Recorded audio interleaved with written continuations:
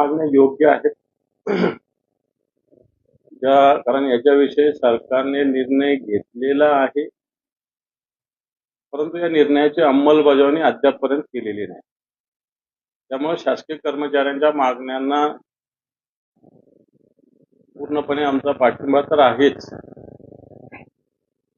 परंतु सरकारलाही या गोष्टीची दखल सरकारने घेतली पाहिजे. कारण या मागण्या मान्य केलेल्या आहे, निर्णय झालेले आहे. उगाच खोट्या गोष्टी करण्यापेक्षा ज्या काही गोष्टीच्या घोषणा झाल्या, सरकार व्यर्थ फक्त वेगळ्या ठिकाणी जात असताना सरकारी कर्मचारी आपल्या राज्याचा महत्वाचा घटक आहे, त्याच्या मागण्या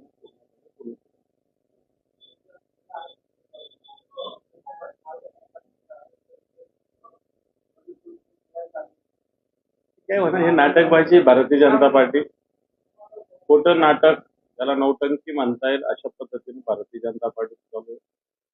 आत्ताही सगळ्या विरोधी पक्षाचं म्हणणं आहे की आत्ताच्या घडीला ज्या 514 जागा आहेत याच्यात 33% आरक्षण लागू करा. भारतीय जनता पार्टी हे का नाही करत? याच्यासाठी घटना दुरुस्ती करा. परंतु ते न करता भारतीय जनता पार्टी अशा पद्धतीनं होतं पुतळा मावशीचं प्रेम महिलावरच दाखवतो.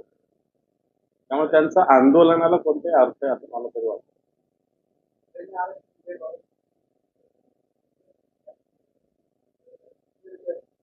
बिलकुल, आम्ही पण स्वीकारतो. ओपन डेबिट चॅलेंज देवेंद्र फडणवीसांनी करावं महिलांच्या विषयावर.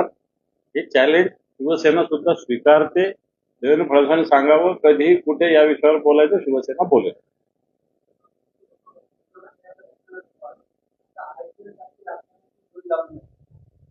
बरोबर आहे ना. एका कबड्डी स्पर्धेच्या कार्यक्रमाला गेले, तिथे ते बोलले आणि बोलीवरच चालू आहे ना. तू एवढे घेतो, तू तेवढे दे, तुला एवढे, तुला तेवढे, काय दोन्ही होतं बोलते.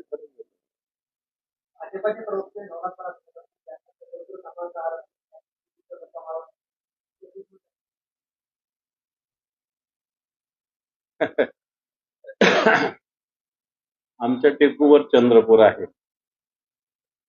आणि चंद्रपूर आणि मणिपूर म्हणजे मणिपूरच्या माता भगिनीवर ज्या पद्धतीनं अन्याय अत्याचार होतो त्याची भारतीय जनता पार्टी कशा पद्धतीनं खिल्ली उडवतो हे चांगलं झालं महाराष्ट्रासमोर नव्हे, देशासमोर आलेलं आहे.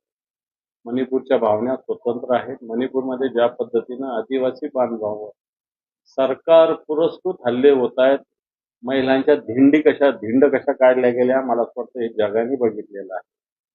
आणि त्याच्यामुळे मणिपूरच्या ज्या घटनेचं आणि चंद्रपूरचं ज्या पद्धतीनं भारतीय जनता पार्टी समर्थन करते ती निश्चित आहे.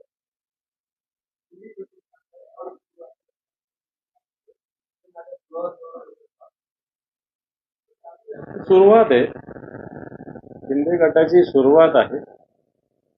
महेश शिंदे तसे पाहायला गेले तर भारतीय जनता पार्टी त्याचे नावावर शिवसेनेत होते.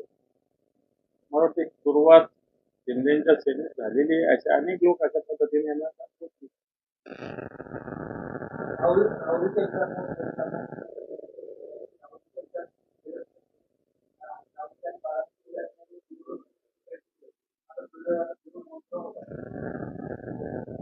मग तर लोकशाहीमध्ये निवडणुका होणं काही चुकीचे अशातला काही भाग नाही. राहुरी असेल किंवा बारामती असेल, राहुरीमध्ये भारतीय जनता पार्टीने याच्या आधी किती दिवे लावलेले नव्हते.